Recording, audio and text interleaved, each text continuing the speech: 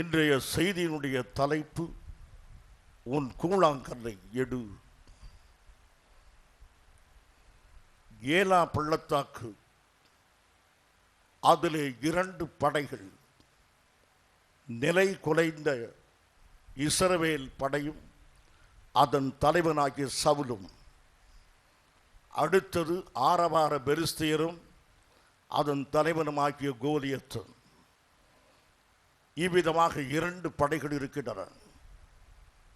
ஒன்று நிலைகுலைந்து போன படை, என்ன செய்வதென்று அறியாத ஒரு படை, அதுதான் தேவனது ஜனங்கள். நிலை குலைந்து இருதயம் உடைபட்டு சஞ்சலத்தில் இருக்கக்கூடிய மக்கள், வெற்றி மேல் வெற்றி பெறுவோம் என்று ஆரவாரத்தோடு வந்து கொண்டிருக்கிற சாத்தானுடைய படை, பெலிஸ்தியருடைய படை. அதனுடைய தலைவன் கலங்காத கோலியத், இஸ்ரவேலின் தலைவன் கலங்கி போகிற சவுல். இந்த சூழ்நிலையில் நாம் பார்க்கிறோம். அருமையானவர்களே, உங்கள் வாழ்க்கையில் உங்களது ஏலா பள்ளத்தாக்கு என்னவென்றால், இயலாத சூழ்நிலை தான் ஏலா பள்ளத்தாக்கு. உங்களுக்கு உங்கள் பணப்பிரச்சனை ஒரு ஏலா பள்ளத்தாக்கு. உங்களது வியாதி, உங்களது சங்கடங்கள், எதிர்ப்புகள், இந்த பள்ளத்தாக்கிலெல்லாம் நீங்கள் சந்திக்கிற பிரச்சனை தான் உங்களது கோலியத்தாக இருக்கிறது. இந்த கோலியத்து உங்களை பயமுறுத்தும் பொழுது என்ன செய்வதென்று அறியாது கலங்கி நின்ற இஸ்ரவேலை போல நீங்களும் கலங்கி நிற்கிறீர்கள்.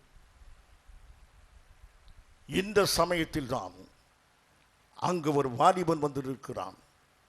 அந்த வாலிபன் யுத்தத்திலும் பழக்கமில்லாதவன்,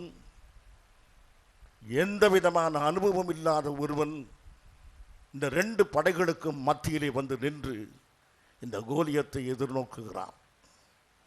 அவன் கையிலே ஒரு கவன் கல் மாத்திரம் இருக்கிறான். பிரியமானவர்களே, கவன் கல்லினாலே ஒருவனை வீழ்த்த வேண்டுமென்றால் அதற்கு நல்ல பயிற்சி வேண்டும். அப்படி பயிற்சி பெற்ற இஸ்ரவேலர்கள் யார் என்றால் பென்யமீன் கோத்திரத்தார். பென்யமீன் கோத்திரத்தார் தான் கவன் கல், பென்யமீன் கோத்திரத்தார் தான் கல்லை எறிவதிலே வல்லவர்களாக இருக்கிறார்கள். அந்த பென்யமீன் கோத்திரத்தை சேர்ந்தவன் தான் சவுல். ஆகவே இந்த சவுல் தான் கவன் கல்லை வீசி கோலியாத்தை வீழ்த்தியிருக்க வேண்டும். செய்ய வேண்டியவன் அதை செய்ய தவறி போனான். ஆனால் இளைஞனாகிய தாவீது அந்த வேலையை முடித்தான். என் அருமையான சகோதரனே, சகோதரியே, கர்த்தருடைய வேலையை அநேக செய்ய தவறி போகலாம், ஜெபிக்க தவறலாம், ஊழியத்துக்கு வர தவறலாம், ஊழியத்தை தாங்க தவறி போகலாம். தவறி போகிற கூட்டத்தையே பார்த்து கொண்டு இராதபடி நம்மால் இயன்றதை செய்வோம், அது செய்வதற்கு முந்திக் கொள்வோம்.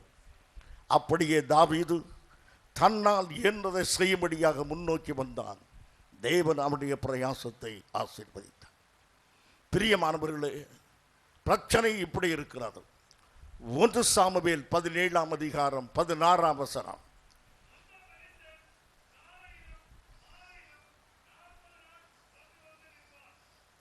அந்த பெலிஸ்தியனாகிய கோலியத் 40 நாள் காலையும் மாலையும் ஒன்று நிற்பான்.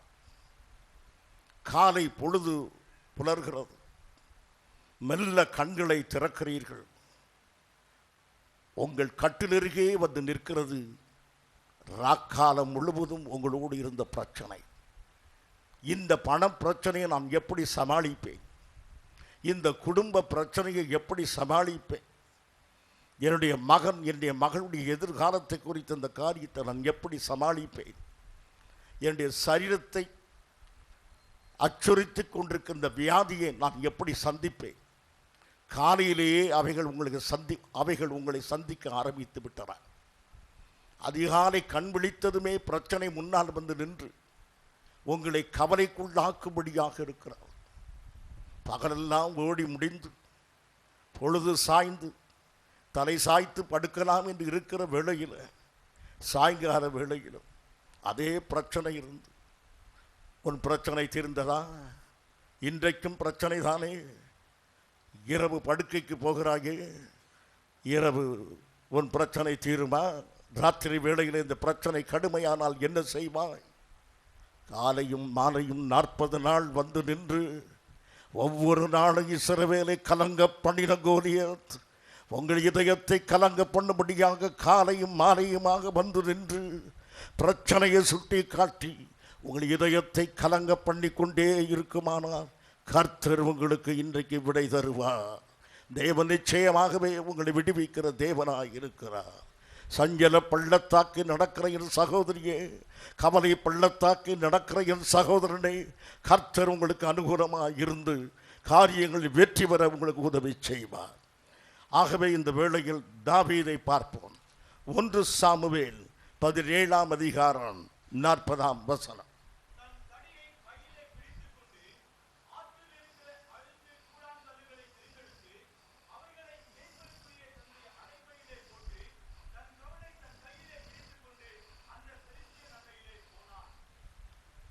கையிலே எடுத்த ஆயுதம் மிக அற்பமான ஒன்று. தடி ஒன்றை கையில் எடுத்துக் கொண்டான். அவன் அடைப்பை பையிலே 5 கூழாங்கற்களை வைத்துக் கொண்டான். அந்த மாபெரும் கோலியத்தை வீழ்த்துவதற்கு இந்த சாதாரண ஆயுதங்களோடு புறப்பட்டு போகிறான். இதை கண்டதும் கோலியத்துக்கு மிகவும் எரிச்சலாயிற்று. தன் எவ்வளவு அற்பமாக எண்ணி இருக்கிறான்.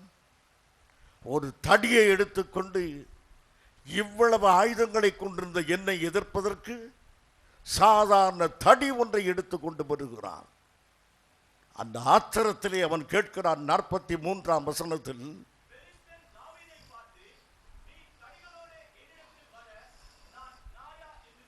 ஆம், நீ தடியை எடுத்துக்கொண்டு எனக்கு எதிராக வருகிறாயே, பெலிஸ்தீனுடைய பராக்கிரமசாலியான கோலியாத்தை நீ நாய் என்று எண்ணிக்கொண்டாயா? சிங்கத்தை விட வலிமையாய் வந்திருக்கிற நான் பராக்கிரமசாலியான என்னை பார்த்து ஒரு தடியினாலே வீழ்த்தி விடலாம் என்று என்னை அவ்வளவு அற்பமாய் எண்ணி நீ வந்திருக்கிறாயா என்று கேட்கிறான். தடி ஒன்று கூட போதும். இஸ்ரவேலின் தேவனுடைய நாமத்திலே ஒரு தடியை கொண்டு கூட அவன் ஜெயிப்பான். ஆனால் கோலியத்தின் கண்ணுக்கு தெரியாத ஒன்று இருக்கிறது. அது என்ன? கூழாங்கற்களை அவன் வைத்திருக்கிறான். இந்த கல்லை அவன் பார்க்கவில்லை. பார்த்திருந்தால் இன்னும் அவன் சொல்லியிருப்பான், நான் என்று எண்ணி கல்லெடுத்து அடுக்க வந்தாயா என்று. அப்போது ஒருவேளை தாவீது சொல்லியிருப்பான், உன்னை நான் என்று எண்ணி நான் கல்லெடுக்கவில்லை, உன்னை குருவி என்று எண்ணி கல்லெடுத்து அடிக்க வந்தேன் என்று. ஆகவே பராக்கிரமசாலியான தாவீது, அவன் கையில் இருந்த ஆயுதங்கள் கோலியத்துக்கு தெரியவில்லை. நமக்கு தேவன் தந்திருக்கிற பலத்தை பற்றி சாத்தானுக்கு அறிவில்லை. என் அருமையான சகோதரனே, சகோதரியே, உன் பலவீனங்கள் சாத்தானுக்கு தெரியும். கவலைப்படாதே. தேவன் உனக்கு தந்திருக்கிற பலத்தை அவன் அறிய மாட்டான். கர்த்தர் உனக்குள்ளே வைத்திருக்கிற பலத்தினாலே நீ ஜெயிப்பாய். உன் பிரச்சனைகளை நீ வெற்றி பெறுவாய். ஆகையினாலே உனக்குள்ளே இருக்கிற அந்த வல்லமையை நீ உணர வேண்டும். அடைப்பு பையில் உள்ள கூழாங்கல்லை அல்ல, அந்த கூழாங்கல்லை பயன்படுத்துவதற்கு அவனுடைய சக்தி இஸ்ரவேலின் தேவனுடைய நாமத்தின் மேலே அவன் வந்தான். 1 சாமுவேல் 17ஆம் அதிகாரம் 49ஆம் வசனம்.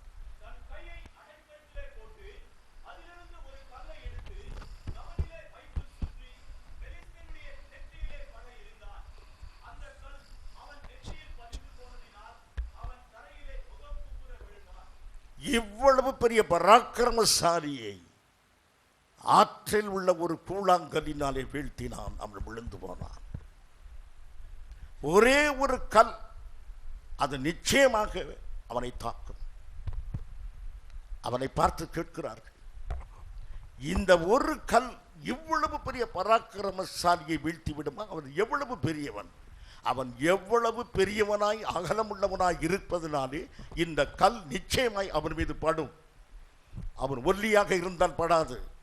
இவ்வளவு அகலமாய் இவ்வளவு உயரமாய் இருப்பதினாலே என் கல்லுக்கு அவன் தப்பவே மாட்டான், ஆகவே அவனுடைய பராக்கிரமமே எனக்கு எதிரான காரியமாய் இருக்கும் என்று தாவீது தைரியம் அடைந்தான். இப்போது ஒரு கேள்வி, ஒரு கல்லினாலே வீழ்த்த முடியுமே, ஏன் 4 கல்? பிற்கால சரித்திரத்தில் வாசிக்கிறோம், கோலியத்துடைய சகோதரனும் தாவீதை எதிர்த்து வந்தான். மொத்தம் 4 ராட்சசர்கள் அவனை எதிர்த்து வந்திருக்கிறார்கள். இப்போது தாவீதுடைய நம்பிக்கை இந்த ஒரு கோலியத்து மாத்திரமல்ல, இவனை போல 4 ராட்சசர்கள் வந்தாலும் ஒவ்வொருவரையும் வீழ்த்துவதற்கு நான் 5 கற்களை வைத்திருக்கிறேன் என்றார். ஆகவே எவ்வளவு பெரிய போராட்டமானாலும் சரி, எவ்வளவு சக்தி உள்ள எதிர்ப்பாக இருந்தாலும் சரி, அதை சந்திக்க நான் ஆயத்தமாகவே இருக்கிறேன் என்று வந்தவன் தான் தாவீது. என் பிரியமான சகோதரனே சகோதரிங்க, உங்களுக்கு அடுத்து பிரச்சனைகள் வரலாம். இப்பொழுதுதான் அந்த வியாதி சுகமானது, திரும்பவும் அந்த வியாதியுடைய அடையாளத்தை பார்க்கிறாய். பயப்படாதே தேவ பிள்ளையே, உன்னை ஏற்கனவே குணமாக்கின தேவன் மறுபடியும் குணமாக்குவார். கர்த்தர் உன்னோடு கூட இருப்பார். நீ வியாதியின் அடையாளத்தினால் நீ சஞ்சலப்படாதே, உன்னை சுகப்படுத்த தேவன் வல்லமை உள்ளவர். நீயும் 5 கற்களை இந்த நாட்களில் எடுக்க வேண்டும் என்று நான் கிறிஸ்து இயேசுவுக்கு உள்ளாக சொல்கிறேன். அந்த 5 கற்களும் என்ன? அந்த 5 கற்களும் 5 தீர்மானங்கள். ஒரு தீர்மானம் இல்லாமல் நீங்கள் ஒரு காரியத்தை செய்ய முடியாது. ஆகையினாலே முதலாவது நீங்கள் செய்ய வேண்டிய ஒரு தீர்மானம் உங்களுக்கு அவசியமாக இருக்கும். அந்த தீர்மானத்தை கர்த்தருடைய சமூகத்திலே நீங்கள் எடுக்க வேண்டும். தாவீது உண்மையாகவே பயந்திருப்பான். முதலாவது இவ்வளவு பெரிய பராக்கிரமசாலி என்று பயந்திருப்பான். அதன் பிறகு கர்த்தருக்குள்ளாக இஸ்ரவேலின் தேவனை நினைத்து அவன் தைரியம் அடைந்தான். என் அருமையான சகோதரனே சகோதரியே, உன்னுடைய பண பிரச்சனையை நீ குறித்து பயப்படுகிறான். வீட்டிலே அதுக்கு வேண்டிய தேவைகள் மிக அதிகம். உன் பணப்பையோ சுருங்கி போயிற்று. இதை கொண்டு நான் எப்படி சமாளிப்பேன்? இவ்வளவு பெரிய பிரச்சனையை சந்திப்பதற்கு எனக்கு வருமானம் தொடர்ந்து இருக்குமா? என்னை இந்த பணம் எங்கேயாவது என்னை கவிழ்த்து போட்டு விடுமா என்று நீ பயப்படுகிறான். உன் பிள்ளைகளுடைய திருமணத்தை குறித்து சஞ்சலமான நாட்களும் எண்ணங்களும் உன் இதயத்தை ஊடுருவிக் கொண்டே இருக்கிறான். காலங்கள் ஓடிக்கொண்டே இருக்கிறது. எனக்கு பிறகு என் மகனோ என் மகளோ தனித்து விடப்பட்டு விடுவாளோ? சஞ்சலப்படாதே சகோதரியே, கர்த்தர் எல்லாவற்றையும் நேர்த்தியாய் அதன் காலத்தில் செய்து முடிப்பார். வேதனை உள்ள இருதயத்தோடு நீ அமர்ந்திராதே. பல்விதமான பிரச்சனைகள் உன் இதயத்தை ஊடுருவி கொண்டன. அந்த காலை வேளையில் நீ உனக்கு பயம் இருப்பது நியாயமானது. உன் இதயம் நடுங்குகிறது. உன் சரீரத்தை பலவீனம் நெருங்கும் போது உன் இதயம் நடுங்குகிறது. காலங்கள் அதிகமாகும் போது இதயம் நடுங்குகிறது. பிரச்சனையுடைய வேகத்தை பார்க்கும்போது இதயம் நடுங்குகிறது. என்ன செய்வது? 2 நாளாகமம் 20ஆம் அதிகாரம் 1ஆம் வசனம். இதற்கு பின்பு மோவாப் புத்திரரும் அம்மோன் புத்திரரும் அவர்களோட கூட அம்மோனியருக்கு அப்புறத்தில் உள்ள மனுஷரும் கூட யோசபாத்திற்கு விரோதமாய் யுத்தம் பண்ண வந்தார்கள். யோசபாத்துக்கு விரோதமாக, யூதாவின் ராஜாவாகிய யோசபாத்துக்கு விரோதமாக 3 விதமான படைகள் வந்து விட்டன. அந்த 3 படைகளையும் எதிர்ப்பது என்பது சாதாரண காரியம் அல்ல. ஆகவே அந்த படையை குறித்து எண்ணின உடனேயே அவன் என்ன செய்தான்? 3ஆம் வசனம் வாசியுங்கள். அப்பொழுது யோசபாத் பயந்து, முதலாவது அவனுக்கு உண்டானது பயம். என் அருமையான சகோதரனே சகோதரி, உன் சரீரத்திலே ஒரு பிரச்சனை, உனக்கு ஒரு பண பிரச்சனை, உன் வீட்டிலே சமாதான குறைவான பிரச்சனைகள், உன்னை புரிந்து கொள்ளாத கணவர், உன்னை புரிந்து கொள்ளாத மனைவி, உனக்கு கீழ்ப்படிய மறுக்கின்ற பிள்ளைகள், சூழ்நிலைகள் விளங்கிக் கொள்ளவே முடியவில்லை. எதிராகவே பல காரியங்கள் போகின்றன. நம்பிக்கைகள் சிதறுகின்றன. எதிர்பார்ப்புகள் இருளாகின்றன. இவ்வளவு கடுமையான பிரச்சனைக்கு மத்தியிலே உன் இதயம் நடுங்குகிறது. நானாக நம்பி நம்பி ஏமாந்து போகிறேனோ? கர்த்தர் தருவார், கர்த்தர் தருவார் என்பது எனக்குள்ளே நான் தேடிக் கொள்ளுகிற சமாதானமா? அது உண்மையாகவே என் தேவன் எனக்கு விடுதலையை தருவாரா? சஞ்சலத்திலே இதயம் அங்கும் எங்குமாக நடுங்க ஆரம்பிக்கிறது. யோசபாத் பயப்படுகிறான், நடுங்குகிறான் பிரச்சனையை பார்த்து. அடுத்து என்ன செய்கிறான்? வாசியுங்கள். கர்த்தரை தேடுகிறதற்கு ஒருமுகப்பட்டு.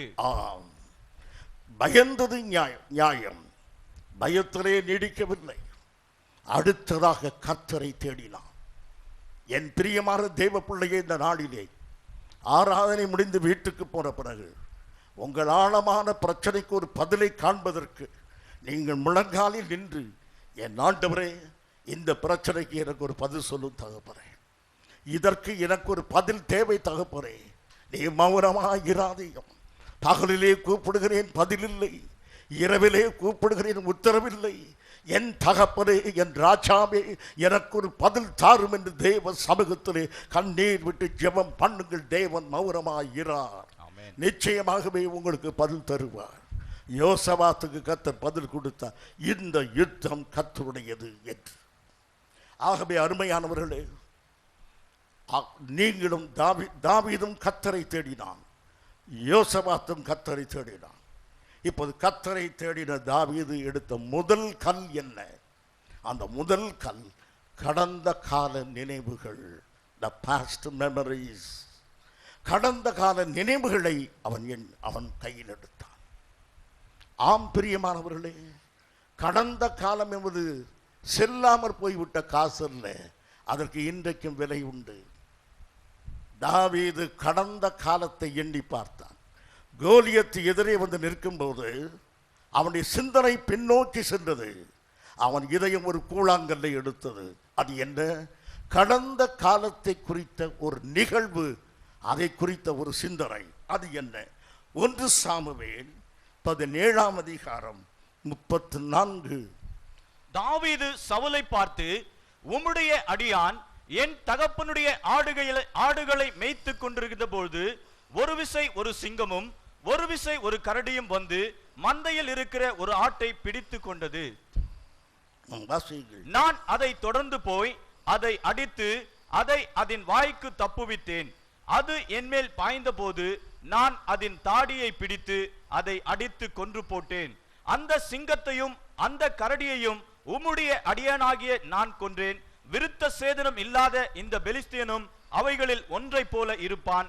அவன் ஜீவனுள்ள தேவனுடைய சேனைகளை நிந்தித்தானே என்றான். இந்த கோலியத்தை பார்த்தவுடனேயே தாவீதின் சிந்தனை பின்னோக்கி சென்றது. அவர் இதயம் ஒரு கல்லை எடுத்தது. அது எந்த கல்? சிங்கத்தையும் கரடியும் தான் கொன்று போட்ட அந்த நினைவு. கர்த்தர் எனக்கு தந்த பலத்தினாலே நான் சிங்கத்தையும் கரடியும் கொன்று போட்டவன். அந்த பலம் எனக்கு இன்றைக்கும் இருக்கிறது. ஏனென்றால் கர்த்தர் என்னோடு கூட இருக்கிறார். இந்த விருத்த சேதனம் இல்லாத இந்த பிலிஸ்டைன், இந்த பெலிஸ்தியன் அதை போலத்தான் இருப்பான். இவன் பராக்கிரமசாலி சிங்கம், ஆனால் என் கைகளிலே அவனை நான் கிழித்து போட்டு விடுவேன் என்று அவன் தைரியம் அடைந்தான். இந்த தைரியம் ஏன் கிடைத்தது என்றால், கடந்த காலத்தில் தேவன் அவனுக்கு செய்த நன்மையை எண்ணி பார்த்தார். பிரியமானவர்களே, கடந்த காலத்தினுடைய நன்மைகளை நீங்கள் எண்ணி பார்க்கிறீர்களா? இன்றைக்கு பிரச்சனைகள் அதிகமாக இருக்கின்றன. கடந்த காலத்திலே பிரச்சனையிலே தேவன் உங்களுக்கு செய்த உதவிகளை நீங்கள் எண்ணி பாருங்கள். அது இன்றைய பிரச்சனையை வீழ்த்துவதற்குள்ள கூழாங்கல்லை உங்கள் கையிலே தரும். சங்கீதம் 103:2 இவ்விதமாக சொல்லுகிறது, என் ஆத்துமாவே கர்த்தரை ஸ்தோத்திரி, அவர் செய்த சகல உபகாரங்களையும் மறவாதே. என் ஆத்துமாவே கர்த்தரை ஸ்தோத்திரி. நெருக்கமான வேளையில் இருக்கிறான் தாவீது. தன் ஆத்துமாவை பார்த்து என்ன சொல்ற? என் ஆத்துமாவை நீ கலங்கு என்று சொல்லவில்லை. என் ஆத்துமாவை நீ கர்த்தரை ஸ்தோத்திரி. எதற்கு? இந்த பிரச்சனைகளுக்கு மத்தியில் அல்ல. என் ஆத்துமாவை கர்த்தரை ஸ்தோத்திரி, அவர் செய்த சகல உபகாரங்களையும் மறவாதே. கடந்த காலத்திலே அவர் செய்த சகல உபகாரங்களையும் நினைத்து பார். உன் சிந்தனைகளை பின்னோக்கி செலுத்து. இதுவரைக்கும் செய்த நன்மைகளை எண்ணிப்பார் என்று தாவீது எண்ணி பார்க்கிறார். இப்போது கவலையும் பாரமும் கண்ணீரும் வேதனையும் சங்கடமாக இருக்கிற தாவீது அவனுடைய வாழ்க்கையிலே பலவிதமான சூழ்நிலையில் இருக்கிறான். அவன் சவுல் அவனை வேட்டையாடி கொண்டிருக்கிற வேளை, அந்த சமயத்திலே அவன் சிந்தனை பின்னோக்கி வருகிறது. சங்கீதம் 102:6. வனாந்திர நாரைக்கு ஒப்பானேன், பாழான இடங்களில் தங்கும் ஆந்தையை போலானேன். அவன் தன்னை பார்க்கிறான். கடந்த காலத்திலே நான் வனாந்தர நாரையை போல் இருந்தேன், தனித்து எங்கேயோ உட்கார்ந்து இருக்கிற, யாரும் கவனிக்காத, ஒரு பொருட்டாக எண்ணாத ஒரு வனாந்தர நாரையை போல் இருந்தேன். காட்டிலே ஒரு மான் இருக்கிறதுன்னு சொன்னால் அதை தேடி போக ஜனங்கள் உண்டு. காட்டிலே ஒரு யானை இருக்கிறத பார்க்க போக ஆட்கள் உண்டு. காட்டிலே ஒரு நாரை இருக்கிறது என்றால் யார் போய் பார்ப்பார்கள்? Totally neglected, ignored.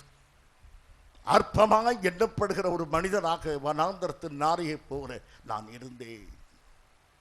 அடுத்ததாக ஆந்தையை போல இருந்தேன். ஆந்தை என்றால் ஸ்பர்ஜன் சொல்கிறார், ஆந்தைக்கு அர்த்தம் அழிவுக்கு அம்மா. இந்த அம்மா எல்லாவற்றையும் அழித்து போட்டு அழிவு மத்தியிலே உட்கார்ந்து பார்த்து கொண்டு இருக்குமாம், அதுதான் ஆந்தை. இப்படி பல அம்மாக்களை நீங்கள் பார்ப்பீர்கள், எல்லாவற்றையும் அழித்து நாசமாக்கி விட்டு அது உட்கார்ந்து பார்த்து கொண்டிருக்கும். அப்படி தாவீது ஒரு ஆந்தையை போல இருந்திருக்கிறார். அழிவுக்கு எல்லாமே அழிந்து போயிற்று. அதன் மத்தியிலே உட்கார் நம்பிக்கை அழிந்தன, சந்தோஷம் ஒழிந்தது, சமாதானம் போய்விட்டது. ஒரு ஆந்தையை போல, அழிவுக்கு மத்தியில் இருக்கிற ஆந்தையை போல இருந்தது. 7ஆம் வசனம் வாசியுங்கள். நான் நித்திரை இல்லாமல் வீட்டின் மேல் தனித்திருக்கும் குருவியை போய் இருக்கிறேன். பகலில் சமாதானம் இல்லை, ராத்திரி படுக்கையிலே புரண்டு புரண்டு படுக்கிறானே தவிர தூக்கமே வரவில்லை.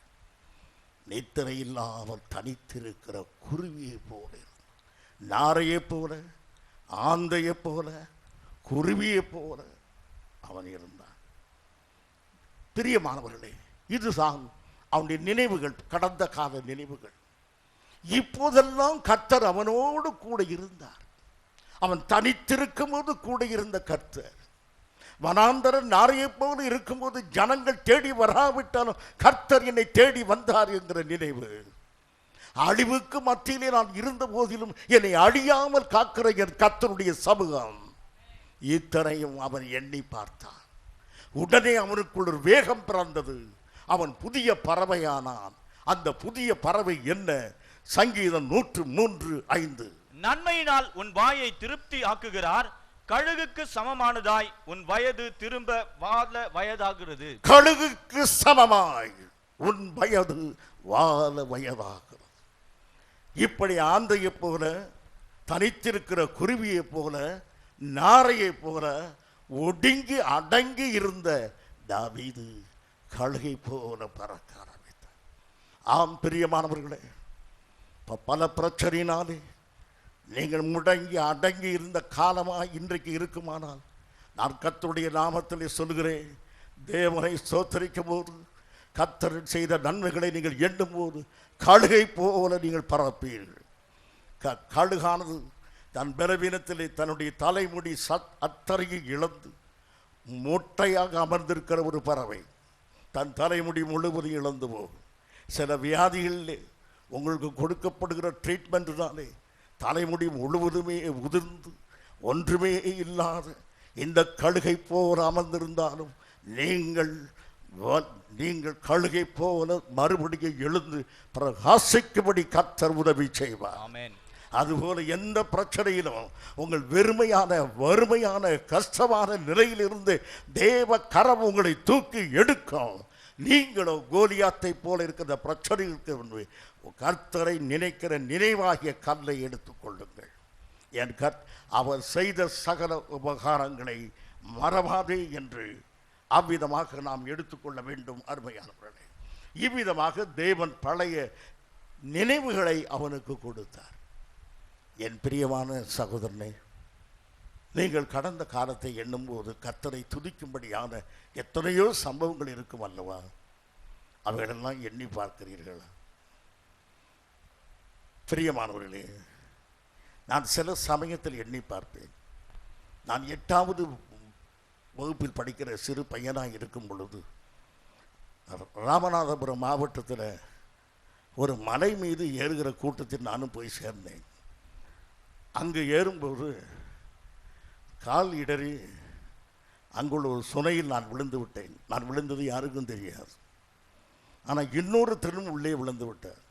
அவனை எடுப்பதற்காக எல்லாரும் பிரயாசப்பட்டு அவனை தூக்கி வெளியே கொண்டு வந்தால் வந்தது நான். அப்போதுதான் தெரியும் நான் விழுந்திருக்கிறேன் என்று. பிறகு அவரையும் தேடி எடுத்தார். யாருக்கும் தெரியாவிட்டாலும் என்னை தேடி எடுத்த என் கர்த்தர் அப்படி தேடி எடுத்தது நான் தானே இன்றைக்கு உங்களுக்கு ஒன்று நின்று உங்களை தொந்தரவு பண்ணி கொண்டிருக்கிறேன். கர்த்தருடைய பரிசுத்த நாமத்துக்கு ஸ்தோத்திரம் உண்டாவதாக. எத்தனையோ இடங்களில் கர்த்தர் நமக்கு அற்புதங்களை அதிசயங்களை செய்திருக்கிறார். நம்ம இல்லாமலே போயிருப்போம். ஆனாலும் அவருடைய கரம் நம்மை தூக்கி எடுத்தவர். கடந்த காலத்தில் தேவன் செய்த நன்மைகளை எண்ணுங்கள். வருங்காலத்துக்கு ஏற்ற பலத்தை அது தரும். அது சரியான ஒரு கூழாங்கல். அது இன்றைய கோலியத்தை வீழ்த்தும். அருமையானவர்களே, ஒரு பக்தர் சொல்கிறார், இன்றைய பிரச்சனைகளை புழுதியில் எழுதுங்கள்,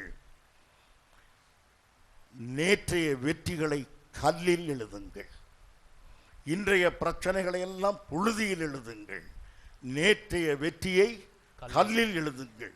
அந்த கல்லை எடுத்து பயன்படுத்துங்கள். இன்றைய பிரச்சனையிலே வெற்றி பெறுவீர்கள். ஆமென். ஆகவே நீங்கள் எப்பொழுதும் கடந்த காலத்தில் தேவன் செய்த நன்மைகளை எண்ணி கர்த்தரை ஸ்தோத்திரம் பண்ணுங்கள். இன்றைக்கு நம்முடைய சரீரம் வியாதியாக இருந்தால் கடந்த காலத்தில் நம்மை ஆரோக்கியமாய் காப்பாற்றின கர்த்தருடைய நாமத்தை துதியுங்கள். இன்றைய வியாதியை சுகமாக்கும் வல்லமை உங்கள் மீது இறங்கும். கர்த்தர் உங்களுக்கு உதவி செய்வார். ஆமென். ஆகவே நீங்கள் இந்த கல்லை பயன்படுத்துங்கள். இஸ்ரவேல் ஜனங்கள் 5 கற்களை பயன்படுத்தினார்கள். அவர்கள் தாவீது எடுத்தது போல அவர்களும் 5 கற்களை பயன்படுத்தி வனாந்தர மார்க்கமாய் போகும்போது நெருக்கமும் பாடுகளும் உபத்திரவங்களும் வறுமையும் தண்ணீர் தாகமும் எதிரான ராஜாக்களும் யுத்தங்களும் அவளை சந்திக்கும் போது, ஐயோ எகிப்திலே இருந்தால் நலமாயிருக்குமே, எங்களை சாகடிக்கவான் இங்கு கொண்டு வந்தீர் என்று அவர்கள் சஞ்சலப்பட்ட நேரங்கள் இருந்தன. அவள் எடுத்த கூழாங்கல்லை பார்ப்போம். முதல் கல் சங்கீதம் 136:10. எகிப்தியருடைய தலைச்சன்களை சங்கரித்தவரை துதியுங்கள். முதலாவது எகிப்தினுடைய முதல் பிள்ளைகளை எல்லாம் அடித்த கர்த்தருடைய பராக்கிரமத்தை துதியுங்கள் என்று கடந்த காலத்தின் நினைவாக முதல் கல்லை அவள் எடுத்தார்கள். அடுத்த கல் 13ஆம் வசனம், சிவந்த சமுத்திரத்தை 2ஆக பிரித்தவரை துதியுங்கள். இன்றைக்கு தனக்கு எதிரே எத்தனை பிரச்சனை இருந்தாலும் கடந்த காலத்தில் செங்கடலை வெட்டி பிளந்த தேவனுடைய கரம் என்று அதை நினைத்து ஸ்தோத்திரம் பண்ணினார்கள். அது 2வது கல். அதன் பிறகு 15ஆம் வசனம், பார்வோனையும் அவன் சேனைகளையும் சிவந்த சமுத்திரத்திலே கவிழ்த்து போட்டவரை துதியுங்கள். பராக்கிரமசாலியான பார்வோனையும் அவனுடைய படையையும் சமுத்திரத்தில் வீழ்த்திய தேவனை துதியுங்கள் என்று எந்த பிரச்சனை வந்தாலும் தேவன் வல்லமை உள்ளவர் என்று அறியும்படி இந்த கல்லை அவள் கரத்தில் எடுத்தார்கள். 16ஆம் வசனம், தம்முடைய ஜனங்களை வனாந்திரத்தில் நடத்தினவரை துதியுங்கள். வனாந்திரத்தில் தண்ணீர் இல்லாத இடத்தில் ஆகாரம் இல்லாத இடத்தில் ஆகாரம் கொடுத்து கற்பாறையை உடைத்து தண்ணீர் கொடுத்த தேவனை துதியுங்கள் என்று இதை அவர்கள் நினைவு கூர்ந்தார்கள். அடுத்த 18ஆம் வசனம், பிரபலமான ராஜாக்களை அழித்தவரை துதியுங்கள். அவர்களுக்கு விரோதமாக வந்த பிரபலமான ராஜாக்களை வென்ற தேவன் என்பதை நினைவு கூர்ந்து இந்த 5 கற்களை அவர்கள் பயன்படுத்தி தனக்கு எதிரே இருக்கிற ராட்சசர்களை வீழ்த்தி கானான் தேசத்துக்குள்ளே போய் சேர்ந்தார்கள். ஆகவே அருமையானவர்களே, இன்றைக்கு நீங்கள் சந்திக்கிற ராட்சசர்கள் உங்களுடைய வியாதி, உங்களுடைய பணப்பிரச்சனை, உங்களுக்கு எதிரான சூழ்நிலை, இவை எல்லாவற்றையும் நீங்கள் ஜெயிப்பதற்கு உங்களுக்கு வேண்டிய முதல் கல் கடந்த காலத்தில் தேவன் செய்த நன்மையை எண்ணி பாருங்கள். அருமையானவர்களே, என் ஆத்துமாவே கர்த்தரை ஸ்தோத்திரி, அவர் செய்த சகல உபகாரங்களை மறவார். என்றைக்காவது அதை தாரும் இதை தாரும் என்று கேட்பதற்கு நிறைய நேரம் செலவழித்தோம். தந்ததுக்காக நன்றி செலுத்த எவ்வளவு நேரம் எடுத்தோம். அருமையானவர்களே, இந்த கூழாங்கலினாலே ராட்சசங்களை வீழ்த்த முடியும். தாவீது சிங்கத்துக்கும் கரடிக்கும் தன்னை தப்பிவித்த தேவன் நினைவினாலே கோலியத்தை வீழ்த்தினார். நீங்களும் கடந்த காலத்தில் தேவன் செய்த நன்மையை நினைத்து அந்த நினைவாகிய கல்லை எடுத்து இன்றைய கோலியத்தை வீழ்த்துங்கள். கர்த்தர் உங்களோடு கூட இருப்பார். ஆமென். 2வது கல் ஜெபம் என்பது இரண்டாவது எடுக்க வேண்டிய ஒரு கல். தாவீது முழங்கால் என்று ஜெபம் பண்ணவில்லை, ஆனால் கர்த்தருடைய நாமத்தையே உயர்த்தி பிடித்தான். அதுதான் ஜெபம். இஸ்ரவேலின் தேவனை நிந்தித்தானே, என் கர்த்தர் உன்னை என் கையில் கொடுப்பார். இப்படி கர்த்தரையே அவன் உயர்த்தினான். பிரியமானவர்களே, நீங்கள் காலையிலே யோசிக்கிறீர்கள், நம்முடைய மகனுக்கு திருமணம், இத்தனை லட்சம் ரூபாய் தேவை. நம்ம எல்லாவற்றையும் கணக்கு போட்டு பார்த்தால் ஒரு 6 லட்சம் ரூபாய் தேரும். இதை வைத்துக்கொண்டு மீதியை நாம் எப்படி சமாளிப்பது? இதை வைத்துக்கொண்டு என்ன செய்வது? நம் வீட்டு திருமணத்தை பலவிதமாக எதிர்பார்ப்பார்களே. உங்கள் சிந்தனை ஓட்டம் இருக்கிறார். பலரை நினைக்கிறீர்கள், பல சூழ்நிலைகளை யோசிக்கிறீர்கள். இங்கிருந்து உதவி வருமா, அங்கிருந்து உதவி வருமா? மனைவியை பார்த்து உன்னாலே ஏதும் செய்ய முடியுமா? கணவனை பார்த்து நீங்கள் செய்ய முடியுமா? மகனை பார்த்து மகளை பார்த்து உங்களாலே முடியுமா? ஒரே ஒரு இடம் பார்க்க தவறி இருக்கிறது, கர்த்தரை பார்க்க, தேவனை நோக்கி பாருங்கள். ஆகவே தாவீது இந்த கடும் பிரச்சனைக்கு மத்தியிலே தேவனை நோக்கி பார்த்தார். கர்த்தரை தள்ளிவிட்டு ஜனங்களோடு பேசாதீர்கள், தேவனை தள்ளிவிட்டே யோசித்துக் கொண்டே இராதீர்கள். கர்த்தரை தேடுவதுதான் ஜெபம். ஆகவே முதலாவது உங்கள் நேரத்தை ஜெபத்திலே அர்ப்பணியுங்கள். அருமையானவர்களே, பிரச்சனையை குறித்து யோசிப்பதற்கு முன்பு, வியாதியை குறித்து யோசிப்பதற்கு முன்பு, நீங்கள் தேவ சமூகத்தில் வந்து கர்த்தரிடத்தில் அதை கொடுத்து யோசியுங்கள். நீர் என்ன சொல்கிறீர் ஆண்டவரே? இந்த வியாதியை பற்றி உமது நோக்கம் என்ன? இந்த பணப்பிரச்சனையிலே உம்முடைய சித்தம் என்ன? இவ்வளவு எதிர்ப்பு எனக்கு இருக்கிறது, இனி என்ன செய்ய சொல்கிறீர்? கர்த்தரிடத்தில் கேளுங்கள் அருமையானவர்களே. ஆகவே இப்பொழுது பெரிய பிரச்சனை இருக்கும்போது ஜெபம் நமக்கு ஒரு ஜெபமாகிய கல்லினாலே அதை வீழ்த்தி விடலாம். ஆண்டவருடைய சிநேகிதனாக இருந்தவன் லாசரு மரித்து போனான். அவன் வியாதியாக இருந்தான், ஆனால் உண்மையிலே அவன் மரித்து போனான். இந்த செய்தி வரும்போது, இந்த செய்தி கிடைத்து விட்டது, லாசரு மரித்து போனான் என்று அறிந்த உடனே இயேசு செய்த காரியம் என்ன? ஒரு மரணம் என்பது ஒரு ராட்சசன், பயங்கரமான ஒன்று. ஒரு வீட்டையே மாற்றி அமைத்துவிடும். கலகலப்பாக இருந்த வீடு அப்படியே சலனமற்று போய்விடும். வெறுமையான ஒரு இடம் எப்போதும் அங்கே இருந்து கொண்டிருக்கும். இங்கே வருகிறார் ஆண்டவர். இந்த சமயத்தில் அவர் என்ன செய்கிறார் என்றார். யோவான் சுவிசேஷம் 11ஆம் அதிகாரம் 41. அப்பொழுது மரித்தவன் வைக்கப்பட்ட இடத்திலிருந்து கல்லை எடுத்து போட்டார்கள். இயேசு தம்முடைய கண்களை ஏறெடுத்து, பிதாவே, நீர் எனக்கு செவி கொடுத்தபடியினால் உம்மை ஸ்தோத்தரிக்கிறேன். முதலாவது அவர் செய்த வேலை ஜெபம். இந்த ஜெபமாகிய கல்லை அவர் தன் கரத்தில் எடுத்த பிறகுதான் அந்த கல்லை புரட்டி தள்ளுபடியாக செய்தார். நீங்களும் எந்த பிரச்சனையிலும் முதலாவது ஜெபம் பண்ணுங்கள். ஜெபம் பண்ணாமல் எந்த பிரச்சனைக்குள் பிரவேசிக்காதீர்கள். எதையும் தீர்க்கிற பிரயாசத்தை எடுக்காதீர்கள்.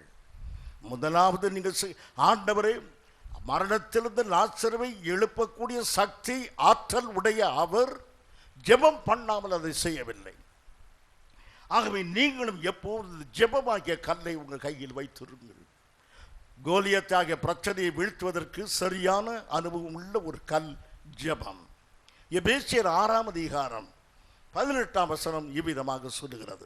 எந்த சமயத்திலும் சகலவிதமான வேண்டுதலோடும் விண்ணப்பத்தோடும் ஆவியினாலே ஜெபம் பண்ணி. எந்த சமயத்திலும் நீங்கள் ஆவியினாலே ஜெபம் பண்ணுங்கள். எதற்கு நீங்கள் ஜெபம் பண்ணலாம்? வேதம் சொல்கிறது, எந்த பிரச்சனை ஆனாலும் அந்த பிரச்சனைக்கு நீங்கள் ஜெபம் பண்ணுங்கள். ஜெபத்தை கேட்கிறவர் நிச்சயமாகவே பதில் தருவார். ஆகினால் இந்த காரியத்தை தான் ஜெபம் பண்ண வேண்டும், எவ்வளவு சீரியஸ் மேட்டருக்கு தான் ஜெபம் பண்ண வேண்டும் என்றல்ல. ஆவியினால் ஜெபம் பண்ணுங்கள் என்ற, அந்நிய பாசையில் ஜெபம் பண்ணுங்கள் என்ற அர்த்தம் அல்ல. இன்றைக்கு அது மலிவான காரியமாய் போய்விட்டது. அது அல்ல நான் சொல்வது. நீங்கள் பரிசுத்தாவியிலே நிறைந்து அர்த்தத்தோடு ஜெபம் பண்ணுங்கள். அந்நிய பாசையில் ஜெபம் பண்ணுவதை அல்ல இந்த வசனம் சொல்வது. நீங்கள் மாம்சத்தில் ஜெபம் பண்ணாதீர்கள்.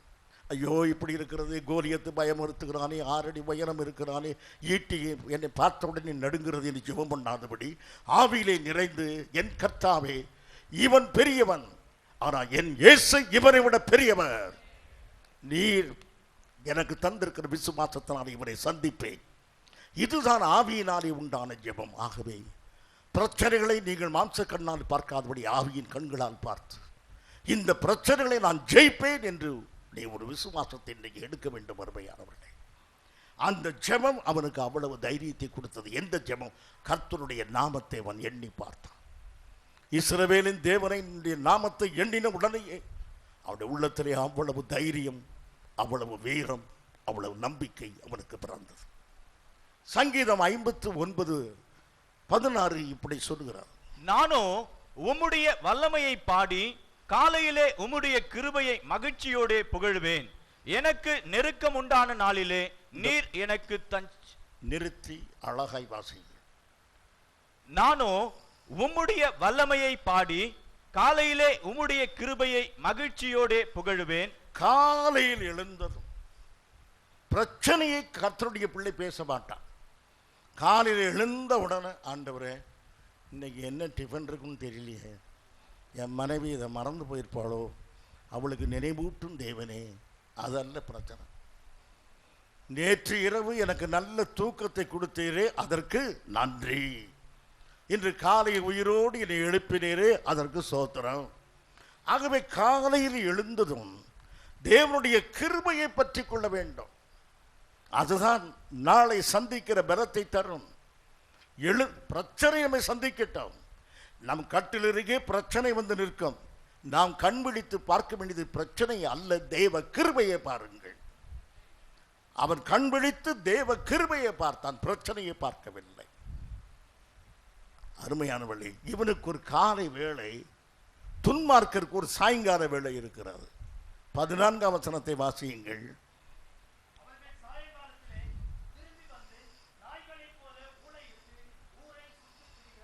தேவனது பிள்ளைகள் காலையில் எழுந்து கர்த்தரை சோத்தரிக்கிறார்கள், துன்மார்க்கர் சாயங்காலத்தில் ஊழையிடுகிற நாய்களைப் போல அறைகிறார்கள் என்று சங்கீதக்காரர் சொல்லுகிறார். இந்த உலகத்தின் துன்மார்க்கன் வந்து புலம்பிக் கொண்டிருப்பது நாய்களைப் போல புலம்புகிற கூட்டம். நாம் அப்படியல்ல, காலையில் எழுந்து தேவனது கிருபையை பாடுகிற கூட்டம். ஹல்லேலூயா, ஆமென். ஆகவே காலையில் எழுந்ததும் கர்த்தரை புகழ்ந்து போற்றி பாடுங்கள். என் தேவன் நல்லவர், அவர் கிருபை என்றும் உள்ளது என்று சொல்லி நீங்கள் பாடி மகிழ்கிற காலை வேளையாக இருக்குமானால், அந்த ஜெப வேளை பிரச்சனையை வீழ்த்துகிற கல்லாக மாறிவிடும். அப்படி நடக்கவில்லையே பாஸ்டரே, அப்படி நீங்க ஜெபிக்கவில்லையே. நீங்கள் ஜெபித்திருந்தால் நிச்சயமாக வெற்றி பெற்றிருப்பீர்கள். ஜெபித்த ஒருவரும் தோற்று போனதே இல்லை. ஆமென். ஆகவே தொடர்ந்து ஜெபம் பண்ணுங்கள். நான் உங்களுக்கு இப்பொழுது இயேசுவின் நாமத்திலே சொல்லுகிறேன், நீ இப்பொழுது இந்த ஆராதனையில் அமர்ந்து உன் இருதயத்தின் அடித்தளத்தில் உன்னை நெருக்குகிற இந்த பிரச்சனைக்கு ஒரு சரியான பதிலை நீ நிச்சயமாய் பெற்று இந்த சபையிலே சாட்சி சொல்லுவாய். நீ செய்ய வேண்டிய ஒன்று, இன்றிலிருந்து தொடர்ந்து கர்த்தரை போற்றி புகழ்ந்து ஜெபம் பண்ண, சீக்கிரத்திலே நீ எழுந்து விடுதலையை குறித்து நீ சாட்சி சொல்வாய். ஆமென். ஆகவே இதுதான் தாவீது கண்டெடுத்த பெரிய காரியம். தாவீது சவுல் விரட்டி கொண்டிருக்கிறான். இன்னொன்று பாருங்கள், குகையில் போய் ஒளிந்து கொண்டார். தாவீது ஒரு குகையில் ஒளிந்திருக்கிறான். அவன் அங்கிருந்து அந்த குகை நிழலிலே அவன் ஒளிந்திருக்கிறான். ஆனால் அவன் என்ன சொல்கிறான்? உன்னதமானவருடைய நிழலில் இருக்கிறேன். பிரியமானவர்களே, வியாதி, நான் கர்த்தரை சோத்திருக்கிறேன். ஒரு அருமையான கிறிஸ்டியன் மெடிக்கல் காலேஜ் ஹாஸ்பிட்டலை கர்த்தர் கொடுத்ததுக்காக நான் தேவனை சோத்திருக்கிறேன். மிக அருமையாக தேவ அன்பையும் எல்லாருக்கும் உதவி செய்யும்படியாக ஒரு மிஷன் ஹாஸ்பிட்டலை கொடுத்ததுக்காக நன்றி. அந்த ஆஸ்பத்திரியிலே எத்தனையோ வசதிகளுக்கு மத்தியிலே நீ படுத்திருக்கும் போது அது உனக்கு அடைக்கலம் அல்ல. அந்த மருத்துவத்தையும் மருத்துவரையும் மருத்துவமனையும் உண்டாக்கிய கர்த்தரே உனக்கு அடைக்கலமாக இருக்கிறார். தாவீது அதெல்லாம் குகையிலே ஒளிந்து கொண்டான் சவுலுக்காக. அந்த குகை அவனுக்கு அடைக்கலம் அல்ல, அந்த குகைக்கு மேலாக நீட்டப்பட்டிருக்கிற தேவ கரமே அவனுக்கு அடைக்கலமாக இருந்தது. அதனாலே அவன் சொல்லுகிறான் 57ஆம் சங்கீதம் 2ஆம் வசனம், எனக்காக யாவையும் செய்து முடிக்க போகிற தேவனாகிய உன்னதமான தேவனை நோக்கி கூப்பிடுவேன். எனக்காக யாவையும் செய்து முடிப்பார். இந்த விசுவாசத்தை நீங்க இன்றைக்கு எடுக்கிறீர்களா? நீங்க ஜெபம் பண்ணும்போது எங்க மைத்துனருக்காக, என் மனைவிக்காக, மாமியாருக்காக, அப்படி இல்லை, யாருக்காக? உனக்காக. உன்னுடைய ஜெபத்தை உன்னுடைய நம்பிக்கையாய் எடுக்கிறாயா? எனக்காக என் தேவன், வாசிகள், எனக்காக யாவையும் செய்து முடிக்க போகிறேன். எனக்கு எவைகள் எல்லாம் தேவையோ அவை எல்லாவற்றையும் நான் பெற்றுக் கொள்வேன். எத்தனை பேர் விசுவாசிக்கிறீர்கள்? எனக்கு தேவையான சகலத்தையும் தேவன் தர வல்லவர். நான் ஜெபித்து ஸ்தோத்திரித்து அத்தனையும் பெற்றுக்கொள்வேன். என் பிள்ளைகளுக்கு வரவேண்டிய ஆசீர்வாதங்களை பெற்றுக்கொள்வேன். என் பிள்ளைகளுக்கு வரவேண்டிய வெற்றிகளை பெற்றுக்கொள்வேன். என் குடும்பத்துக்கு வரவேண்டிய சமாதானத்தை பெற்றுக்கொள்வேன். என் வருங்காலத்தை பெற்றுக்கொள்வேன். என்னுடைய வியாதி சுகமாவதை நான் பெற்றுக்கொள்வேன். எனக்காக யாவையும் செய்து முடிக்க போகிற தேவன். தன் பிரச்சனையிலே கர்த்தரை தேடின தாவீது. ஆகவே ஜெபமாகிய 2ஆம் கல்லை அவன் பயன்படுத்தினான். 3ஆவதாக எவ்வளவு பெரிய கோலியாத் என்று அவன் புகழவே இல்லை. மற்றவர்கள் தான் புகழ்ந்தார்கள். தாவீது வாயிலே அப்படி எல்லாரும் சொன்னார்கள், பராக்கிரமசாலி, அவன் ஈட்டி இவ்வளவு பெரியது, அவனுடைய கேடயம் இவ்வளவு பெரியது. சவுல் கூட சொன்னான், அவன் பராக்கிரமசாலி, அவன் யுத்த வீரன். தாவீது அவனை பற்றி என்ன சொன்னான்? கோலியத்தை பற்றி தாவீது என்ன சொன்னான்? விருத்த சேதனம் இல்லாதவன். The most, அவனை குறித்து சொல்லும்போது uncircumcised fellow, அதாவது இஸ்ரவேல் அல்லாத ஒரு மனிதன். அவருடைய மொழியிலே சொல்ல போனால், இந்த நாய் என் கர்த்தரையே நிந்திக்கிறது என்றான். அவன் uncircumcised என்ன? இந்த நாய். ஆகவே அவர்கள் எல்லாம் பராக்கிரமசாலி என்று சொல்லும்போது விருத்த சேதனம் இல்லாத, என்ன அர்த்தம்? இஸ்ரவேல் அல்லாதவர்களை அவள் எப்படி அழைப்பார்கள்? இந்த நாய் எப்படி என் கர்த்தரை நிந்தித்தது என்றார். ஆகவே கோலியத்து தாவீதின் கண்ணுக்கு யாராகவே இருந்தான்? நாயாகவே இருந்தான். என் அருமையான சகோதரனை சகோதரன், உங்களுக்கு எல்லா பிரச்சனையும் பேயாய் தெரியும். நீங்கள் தேவனுடைய சமூகத்தில் நின்று பிரச்சனைகளை ஆவியின் கண்களால் பார்த்து ஜெபம் பண்ணி வெற்றி பெறுகிற அருமையானவர்களே, ஏற்கனவே பிசாசை கர்த்தர் ஜெயித்திருக்கிறார்.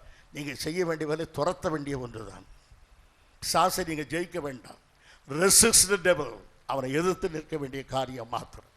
பிரியமானவர்களை, இப்போது பார்க்கிறோம், அவன் தேவனுடைய நாமத்தை உயர்த்துகிறான். 1 சாமுவேல் 17ஆம் அதிகாரம் 46, 47. இன்றைய தினம் கர்த்தர் உன்னை என் கையிலே ஒப்பு கொடுப்பார். நான் உன்னை கொன்று உன் தலையை உன்னை விட்டு வாங்கி பெலிஸ்தருடைய பாளையத்தின் பிணங்களை இன்றைய தினம் ஆகாயத்து பறவைகளுக்கும் பூமியின் காட்டு மிருகங்களுக்கும் கொடுப்பேன். அதனால் இஸ்ரவேல் தேவன் ஒருவர் உண்டு என்று பூலோகத்தார் எல்லாரும் அறிந்து கொள்வார்கள். கர்த்தர் இந்த கோலியத்தை வீழ்த்துவதற்கு இஸ்ரவேலிலே ஒரு வாலிபனாகிய தாவீது இருக்கிறான் என்பதை உலகம் அறிந்து கொள்ளும் என்பதற்கு அல்ல. இந்த கோலியத்தை வீழ்த்துவதனாலே இங்கே ஒரு தேவன் உண்டு என்று சகல பேரும் அறிந்து கொள்வார்கள். ஆகவே கோலியத்தை பார்க்கும்போது அவன் எழுந்தினான். That was an occasion to glorify the mighty name of our Lord. தேவனது நாமத்தை மகிமைப்படுத்துவதற்கு ஒரு சந்தர்ப்பம். நான் இப்படி சொல்லும்போது அதிரியப்படாதீர்கள். என் அருமையான தேவ பிள்ளையே, உன்னுடைய வியாதியை குறித்து, இது ஒரு பயங்கரமான வியாதி, இது இப்படி மாறிவிட வாய்ப்பு இருக்கிறது, நீ கொஞ்சம் ஜாக்கிரதையாக இரு என்று உனக்கு மருத்துவர் சொல்லியிருக்கிறார். மருத்துவரை நான் குறை சொல்லவில்லை, மருத்துவ சாஸ்திர சொல்ல உனக்கு நான் சொல்லுகிறேன். மருத்துவர் சொன்னபடியே நீ பிரச்சனையில் இருக்கிறாய், உண்மைதான். ஆனால் இந்த வியாதி ஏன் வந்தது? தேவனது நாமம் மகிமைப்படும். கர்த்தர் உன் நிமித்தமாக இறங்கி உனக்கு இந்த வியாதியை சுகமாக்குவதனாலே உன் வீட்டிலே மற்றவர் ரட்சிக்கப்படும்படிக்கு மகத்தான காரியத்தை கர்த்தர் செய்வார். ஆகவே உன் பிரச்சனை மீது, உன் பிரச்சனை உனக்கு வந்ததுக்கு காரணம் அது தேவனுடைய நாமத்தை மகிமைப்படுத்துகிற ஒரு சந்தர்ப்பமாக இருக்கும் என்றுதான். லாசருவுக்கு வியாதி வந்தது. இப்ப கோலியத்தை பார்த்தது தாவீது எண்ணினான், என் தேவன் மகிமைப்படுவதற்கு ஒரு சந்தர்ப்பம் இந்த ராட்சசன். பிரியமானவர்களே, நீங்க உங்களுடைய பிரச்சனையை இந்த காலை வெளியில் எப்படி எடுப்பீர்களா? உங்களுடைய பண தேவை, உங்களுடைய சரீர வியாதி, உங்களுடைய மனக்குழப்பங்கள், சஞ்சலங்கள், பாடுகள், வேதனைகள் எல்லாவற்றையும் பார்க்கும்போது என் தேவனுடைய நாமம் மகிமைப்படுவதற்குள்ள சந்தர்ப்பம் என்று நான் எடுக்கிறேன் என்று உங்களாலே சொல்ல முடியுமா? சொல்ல முடியுமானால் கரம் உயர்த்தி கர்த்தரை ஸ்தோத்திரம் பண்ணுவோம். ஆம், கர்த்தருடைய நாமம் மகிமைப்படுகிற சந்தர்ப்பங்களாக இருக்கின்றன. அப்படியானால் விசுவாசமாக இருங்கள் அருமையான பிள்ளை. லாசருக்கு சுகவீனம், அவருடைய நண்பராகிய இயேசு கிறிஸ்துவுக்கு செய்தி வருகிறது. இப்ப ஆண்டவரை தேவகுமாரன் என்பதெல்லாம் மறந்து விடுங்கள், சாதாரண ஒரு மனிதனாகவே பாருங்கள். இப்போது அவர் உட்கார்ந்து இருக்கிறார், தன்னுடைய நண்பன் சுகவீனமாயிருக்கிற செய்தி வருகிறது. அந்த செய்தி வந்ததும் ஐயோ என்ற சிநேகிதனுக்கு இப்படி ஆய்விட்டதே என்று கதறி துடிக்க, அவருடைய உள்ளத்திலே பாசம் இருந்தது, நேசம் இருந்தது, வேகம் இருந்தது. யோவான் சுவிசேஷம் 11ஆம் அதிகாரம் 4ஆம் வசனம். இயேசு அதை கேட்ட பொழுது, இந்த வியாதி மரணத்திற்கு ஏதுவாய் இராமல் தேவனுடைய மகிமை விளங்குவதற்கு ஏதுவாய் இருக்கிறது. அவருடைய கண்கள் இந்த வியாதி மரணத்துக்கு ஏதுவானது அல்ல, தேவனுடைய நாமம் மகிமைப்படும்படியாக. உங்கள் வீட்டில் உள்ள பிரச்சனையை நீங்கள் தேவ சமூகத்தில் பார்க்கும் பொழுது, இது எனக்கு ஒரு முடிவை அல்ல, எனக்கு மரணத்தை தரக்கூடியதோ, என் சமாதானத்தை கெடுக்கவோ, என் சாட்சியை அழிக்கவோ அல்ல, இது தேவனுடைய நாமம் மகிமைப்படும்படியாக இருக்கும் என்று விசுவாசி. This is an occasion to glorify the name of our Lord Jesus. இயேசுவுடைய நாமத்தை மகிமைப்படுத்துகிற ஒரு சந்தர்ப்பமாக அமையும். அப்படி யோசிக்கிறீர்களா? உங்கள் வியாதியை எப்படி யோசிப்பீர்களா? உங்கள் பண பிரச்சனையை எப்படி யோசிப்பீர்களா? உங்கள் நெருக்கத்தை எப்படி யோசிப்பீர்களா? உங்கள் தாமதத்தை எப்படி யோசிப்பீர்களா? அருமையானவர்களே, என்னுடைய தாமதம் தேவ நாமத்தை மகிமைப்படுத்தும், என்னுடைய தோல்வி தேவ நாமத்தை மகிமைப்படுத்தும், என் வியாதி தேவனுடைய நாமத்தை மகிமைப்படுத்தும். அவ்விதமாகவே நான் எடுத்துக்கொள்கிறேன் என்று கர்த்தருடைய நாமத்தை உயர்த்தி பிடிப்பதுதான் அடுத்த கல். சிம்சோன் தன் தாய் தகப்பனை பார்த்து, இந்த பெலிஸ்தேரில் இந்த பெண்ணைத்தான் நான் திருமணம் செய்வேன் என்கிறான். பெற்றோர் சொல்கிறார்கள், இஸ்ரவேலிலே உனக்கு பெண் இல்லையா? தேவ பிள்ளைகளிடத்தில் உனக்கு ஒரு பெண் கிடைக்கவில்லையா? கர்த்தருக்கு பயப்படுகிற இஸ்ரவேல் ஜனங்களிலே ஒரு பெண்ணை உன்னாலே தேட முடியாதா? இந்த விருத்த சேதனம் இல்லாத இந்த பெலிஸ்தீரிலே ஒரு பெண்ணை தேடிக்கொள்கிறாங்க. தேவனற்ற இவர்களை இந்த பெண்ணை ஏன் தேடெடுக்கிறாய்? எத்தனையோ இடத்தில் திருமணங்கள் பிரச்சனையாக இருக்கின்றன. பெற்றோருடைய இருதயத்துக்கு விரோதமாக போராட்டமே இருக்கிறது. அவன் சொன்ன பதிலை பாருங்கள். நியாயாதிபதிகள் 14ஆம் அதிகாரம் 3ஆம் வசனத்தின் கடைசி, அவள் என் கண்ணுக்கு பிரியமானவள். அதான் ஆரம்பமே. அவள் என் கண்ணுக்கு பிரியமானவள், அவளையே எனக்கு கொல்ல வேண்டும் என்றான். அவளையே எனக்கு கொல்ல வேண்டும், அவளே என்னை கொல்ல வேண்டும். அதான் முடிவு.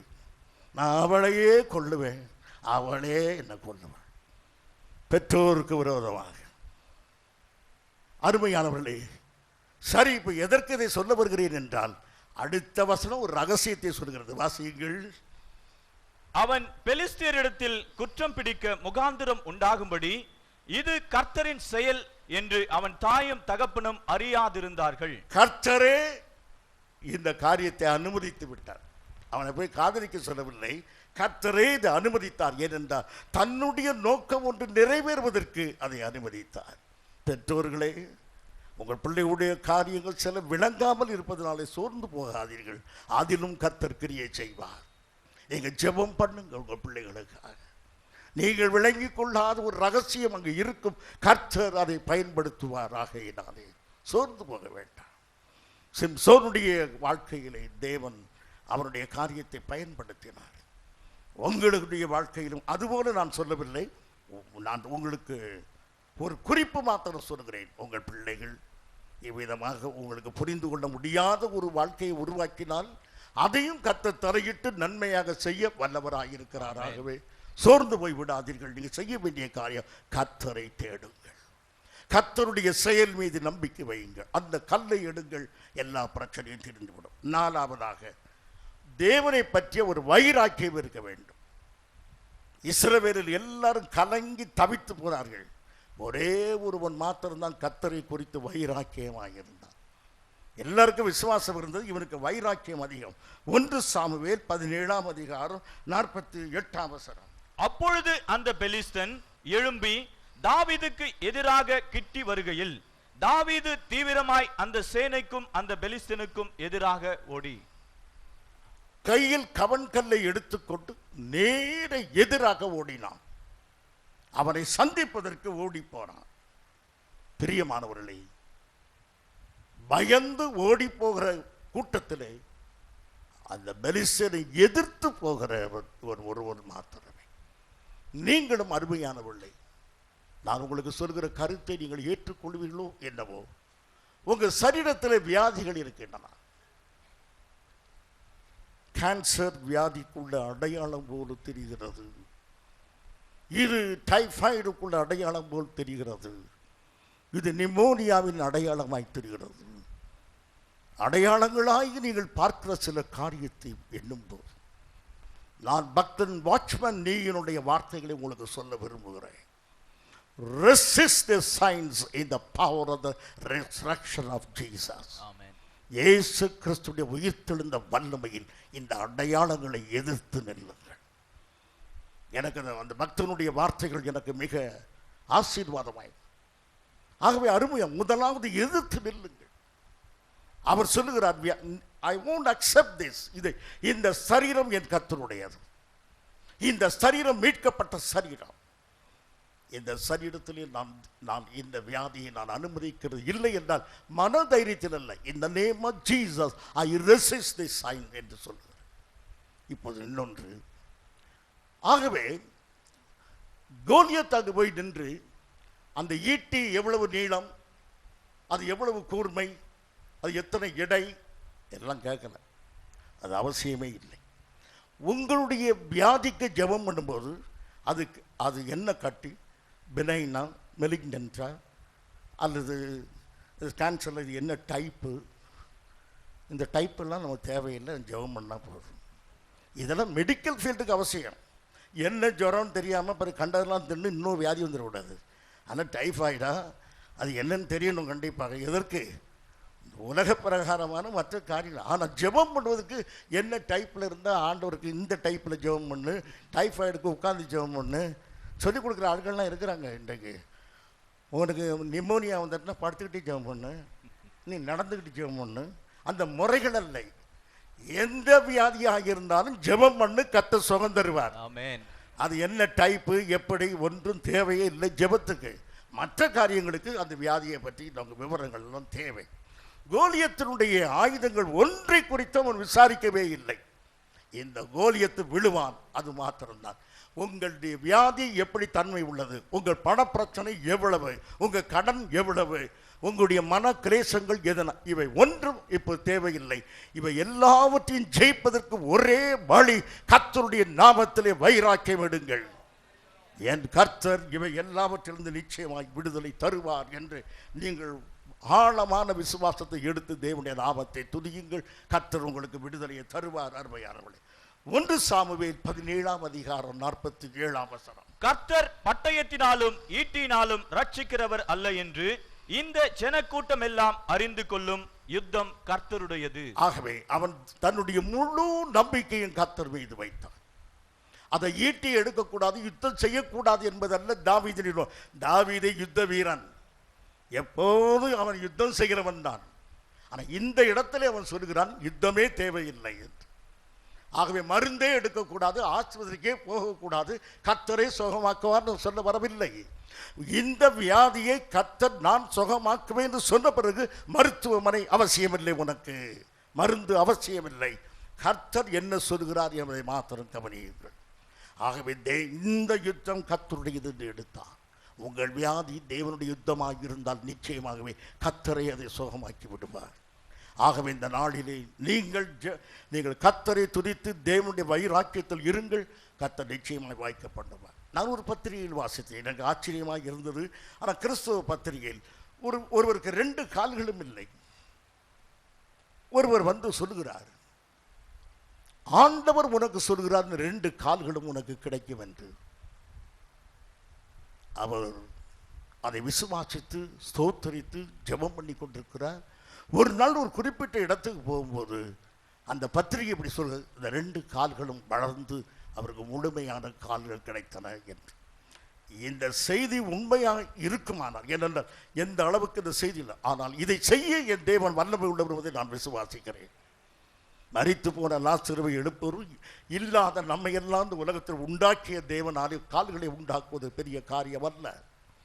கால் இல்லாத ஒருவனுக்கு ஒரு காலை உண்டாக்கி கொடுக்க கர்த்தர் வல்லமை உள்ளவராக இருப்பார். ஆனால் உன் காலில் உள்ள வேதனையை மாற்றுவதற்கு தேவன் வல்லமை உள்ளவர், உன்னை சுகமாக்க வல்லமை உள்ளவர். ஆகையினால் எந்த பிரச்சனையும் தேவன் தீர்க்க வல்லமை உள்ளவராக இருக்க உனக்கு ஒரு வைராக்கியம் தேவையாக இருக்கிறார். என் கர்த்தர் என் பிரச்சனையை தீர்த்து வைப்பார் என்று இந்த நாளிலே ஒரு வைராக்கியத்தை எடுங்கள். என் சரீரத்தில் உள்ள இந்த வியாதி தேவனுடைய யுத்தம், என்னுடைய பண பிரச்சனை தேவனுடைய யுத்தம் என்று கர்த்தருடைய கரத்திலே ஒப்புக் கொடுங்கள். நிச்சயமாய் தருவார். நான் உங்களுக்கு சொல்கிறேன், தாமதமாய் அடைபட்ட இரும்பு கதவு தாராய் திறக்கும். ஆமென். நெருப்பு பற்றி எரிகிற இதிலிருந்து கர்த்தர் என்னை தப்புவிக்க வல்லமை உள்ளவர் சொன்னபடியே கர்த்தர் உங்களை தப்புவித்தார். ஆகவே எல்லா ஆபத்து பொல்லாப்பிருந்து கர்த்தர் உங்களை தப்புவிப்பார். கடைசியாக 5வது கல், திரும்ப திரும்ப திரும்ப பிரச்சனை வருமானால் சோர்ந்து போகாமல் நிற்பதை இந்த கல். கோலியத்தை வீழ்த்தியாகிவிட்டது. 2 சாமுவேல் 21ஆம் அதிகாரம் 19ஆம் வசனத்தை வாசியுங்கள். பெலிஸ்தியரோடு இன்னும் வேறொரு யுத்தம் கோபிலே உண்டான போது யாரோ எர்கிமின் குமாரனாகிய எல்கானான் என்னும் பெத்லெகேமியன் காத் ஊரானாகிய கோலியாத்தின் சகோதரனை வெட்டினான். இப்போது இன்னொரு ராட்சசன் வந்திருக்கிறான். அவர் யார் என்று சொல்லப்படுகிறது? யாருடைய ஊர் பேர்லாம் வேண்டாம், அவன் யாருடைய சகோதரன்? கோலியத்தின் சகோதரன். கோலியத்தின் சகோதரன் ஒருவர் இருக்கிறார். அப்படி ஒரு ராட்சசனை வீழ்த்தி இருக்கிறார்கள். கடைசி வசனத்தை வாசிகள், 22ஆம் வசனத்தை. இந்த 4 பேரும் காத்தூரிலே ராட்சதனுக்கு பிறந்தவர்கள். இவர்கள் பிற்காலத்திலே போதும், பிற்காலத்திலே தாவீது வீழ்த்திய ராட்சசர்கள் எந்த ஊர்க்காரர்கள்? காத்தூரர். இந்த கோலியாத் எந்த ஊர்க்காரன்? காத்து ஊருக்காரன். கோலியாத்தை இப்போது வீழ்த்தினான். அதன் பிறகு இன்னும் எத்தனை வீரர்களை வீழ்த்தி இருக்கிறான்? 4 பேரை வீழ்த்தி இருக்கிறான். மொத்தம் அவன் எடுத்த கற்கள் எத்தனை? 5. இந்த கல்லினாலே வீழ்த்தவில்லை, அவன் அந்த பிறகு அவளை வீழ்த்தினான். நான் உங்களுக்கு சொல்லுகிறேன், நீங்கள் இந்த 5 கல்லை எடுத்துக்கொள்ளுங்கள். எந்த 5 கற்கள்? கடந்த காலத்தில் தேவன் செய்த நன்மைகள் நினைவாகிய கற்கள், ஜெபமாகிய 2வது கற்கள், தேவநாமத்தை மகிமைப்படுத்துகிற கல், கர்த்தரை குறித்த வைராக்கியமான கல். எவ்வளவு சோதனைகள் எத்தனை அடுத்தடுத்து வந்தாலும் தளராமல் இருக்கிற விசுவாசமாகிய கல். இந்த கல்லை எடுத்துக்கொள்ளுங்கள். நிச்சயமாகவே உங்கள் பிரச்சனையில் நீங்கள் வெற்றி பெறுவீர்கள், நீங்கள் ஜெயம் பெறுவீர்கள். ஆகையினாலே நாம் எல்லாரும் கர்த்தரை நன்றியோடு ஸ்தோத்திரம் பண்ணுவோம். எங்கள் அருமையான பிதாவே, உம்முடைய அன்பின் குமாரரும் எங்கள் அருமை இரட்சகருமான இயேசு கிறிஸ்துவுடைய நாமத்திலே வருகிறோம். இந்த காலை வேளையிலே எங்களை உற்சாகப்படுத்தி எங்களை தந்த ஜீவனுள்ள வார்த்தைகளுக்காக உம்மை நன்றியோடு உம்மை துதிக்கிறோம். ஆண்டவரே கர்த்தாவே, நீர் எங்களை பலப்படுத்தி இருக்கிறீர். ஒரு யுத்தத்துக்கு நாங்கள் ஆயத்தமாக எங்களை கொண்டு போனேன். யுத்தத்தில் எங்களுக்கு ஜெயத்தை கொடுத்து யுத்தத்துக்கு கொண்டு போகிறேன். இவைகளை உமது கரத்தில் ஒப்பு கொடுத்தேன் என்று எங்களுக்கு சொன்ன தயவுக்காக நன்றி. இந்த மக்கள் ஒவ்வொருவரையும் ஆசீர்வதியும் பலப்படுத்தும் காத்துக்கொள்ளும். இயேசுவின் நாமத்தில் வேண்டுகிறோம் ஜீவன் உள்ள பிதாவே, ஆமென். என் ஆத்துமாவே கர்த்தரை ஸ்தோத்திரை, என் முழு உள்ளமே அவர் பரிசுத்த நாமத்தை ஸ்தோத்திரை. என் ஆத்துமாவே கர்த்தரை ஸ்தோத்திரை, அவர் செய்த சகல உபகாரங்களை மறவாதே. ஆமென். நம்முடைய கர்த்தராகிய இயேசு கிறிஸ்துவின் கிருபையும் பிதாவாகிய தேவனுடைய அன்பும் பரிசுத்த ஆவியானுடைய ஐக்கியமும் நம் அனைவரோடு கூட என்றும் இருப்பதாக. ஆமென், ஆமென்.